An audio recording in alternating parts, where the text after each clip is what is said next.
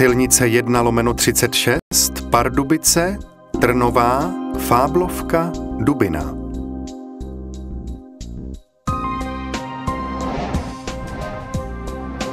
Pardubice jsou díky své poloze v centrální části východních Čech významným dopravním uzlem.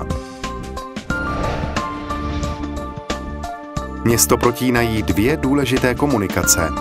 Je to silnice 1/37 spojující Hradec Králové s Chrudimí a silnice 1/36 sloužící jako dálniční přivaděč na dálnici D11. Výhledově se tato komunikace stane spojnicí dálnice D11 a rychlostní silnice R35. Silnice 1/36 je tedy součástí důležitého dopravního systému Pardubického kraje i města.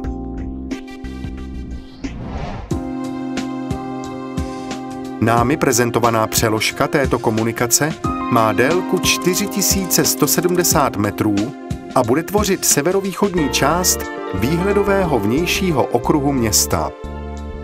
Hlavním účelem této stavby je odvedení tranzitní dopravy z centra města na novou kapacitní komunikaci. Výstavbou severojižního obchvatu Pardubic dojde ke snížení emisní a hlukové zátěže v centru města a k zvýšení bezpečnosti dopravy.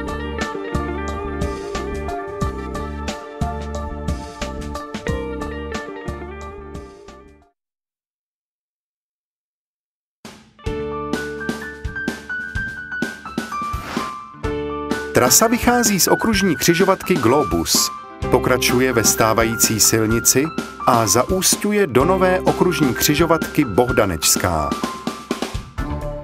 Připojení Poděbradské ulice na silnice 1/36 ve stávající trase nebylo možné a proto bylo nutné navrhnout další okružní křižovatku Poděbradská. Z ní trasa pokračuje kolem objektu Baumaxu, kde je umístěna výhledová křižovatka Interspar, která umožní plánované připojení Ohrazenic.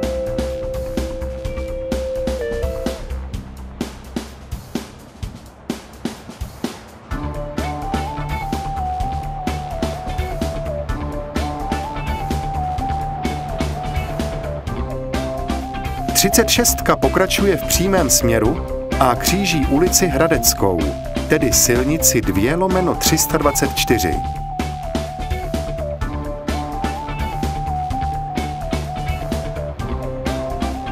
Jedná se o průsečnou světelně řízenou křižovatku. Za ní trasa obchází rozvodnu a přechází Brozanský odpad. Následuje výhledová křižovatka Cihelna a už se dostáváme k nejdůležitějšímu objektu stavby. Je to most přes řeku Labe a Slepé rameno.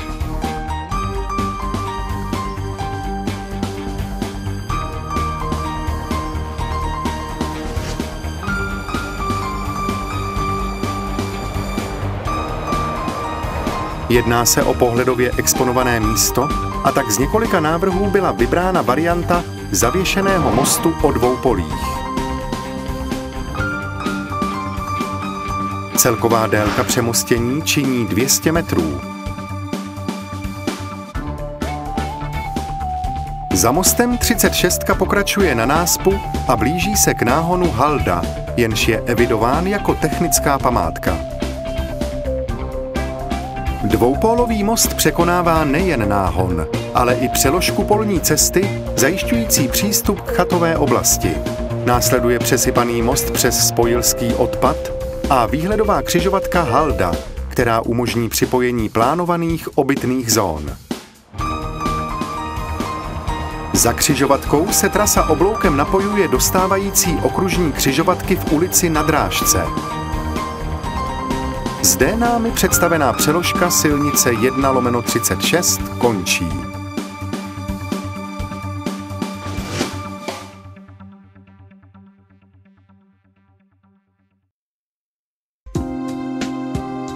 Na závěr se ještě podívejme na hlavní dominantu této stavby, most přes Labe, a na to, jak se ho architektům povedlo zakomponovat do krajiny.